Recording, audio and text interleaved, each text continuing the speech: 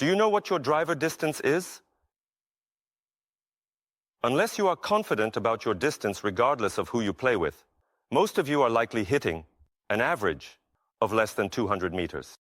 The distance I achieved through self-study was like that, and I thought that was my limit, because I am neither a fitness test A nor tall, and I don't have a particularly strong body.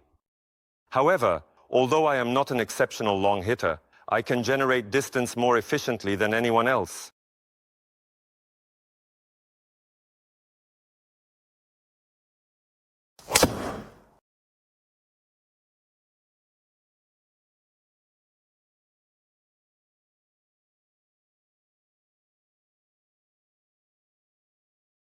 It is evident that physically strong individuals have higher ball speed.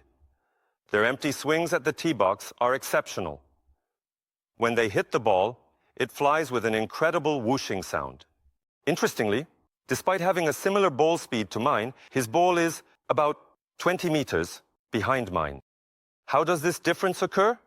Ball speed is a factor in distance, but it is only half of the story.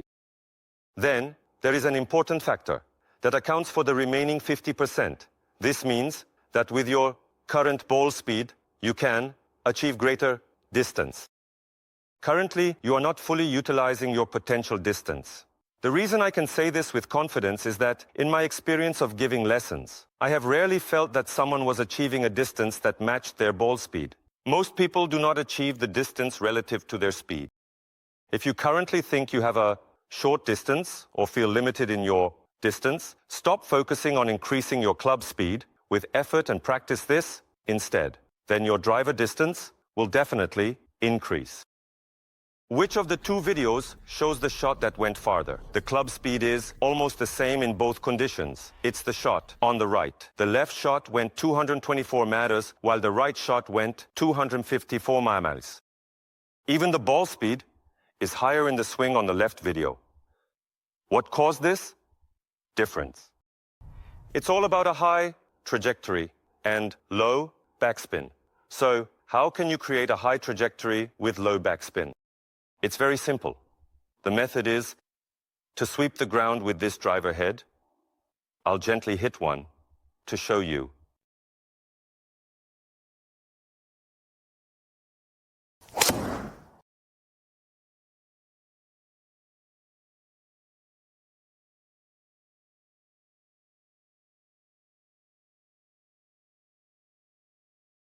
If you look closely, the driver head height in the video on the right appears to be closer to the ground compared to the left. The key to achieving a high trajectory and low backspin combination for distance is exactly this. There are just 3 points: low tee height, sweeping back, and the front of your right foot. Let me hit another shot. The total distance of the shot I just hit is 256 meters, and the ball speed is 150. The launch angle is 14.3 degrees, and the backspin amount is 2,265. The side spin amount is 2,265. As in the previous video, you can see that, during the downswing, the height of the head, passing in front of my right foot, is quite low. Because this impacts with a shallow angle of approach, the ball contacts the top of the driver head, creating a high trajectory and low backspin due to the gear effect. It may not seem like a big difference, but from the perspective of the person hitting the ball, placing the club head makes a significant difference. For a high trajectory and low backspin amount, a lower tee height is more advantageous than a higher tee. A ball hit on the lower part of the face will have high ball speed but short distance. The impact sound is clear, and the ball shoots out like a bullet, making all your companions cheer. But the distance isn't increasing. So, would a higher tee height be good for a higher impact? It might feel like a high tee height will make the ball hit the top of the club face. However, when the tee height is high, our vision detects it, and we tend to lift the club more while hitting. This means that with a high tee height, we try to hit the ball by lifting the club head higher. This is a conclusion I've reached after giving lessons to many people. While you can get used to hitting the top of the club face with a high tee, for the purpose of this training, a low tee height is more effective. The second is sweeping back. With a driver or wood, you need to sweep through. To sweep forward, you must first sweep back. The driver experts I have met so far, mostly, make a sweeping sound on the grass with the head during the backswing.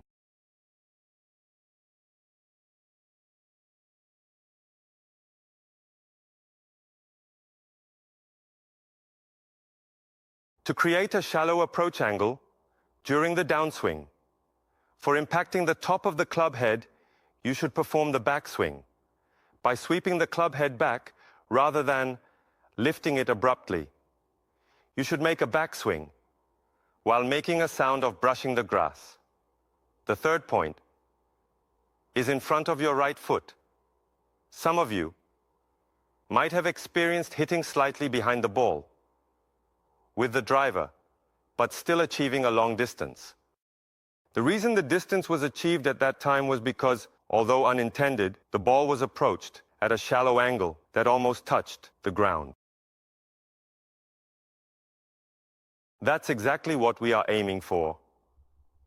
On the practice mat, try a gentle practice swing by, lightly and gently brushing the ground, in front of your right foot with the entire bottom part of the club head. This is the crucial key. Although the golf ball is positioned towards your left foot, try a light and gentle swing by, lightly and gently brushing the ground, in front of your right foot with the entire bottom part of the club head.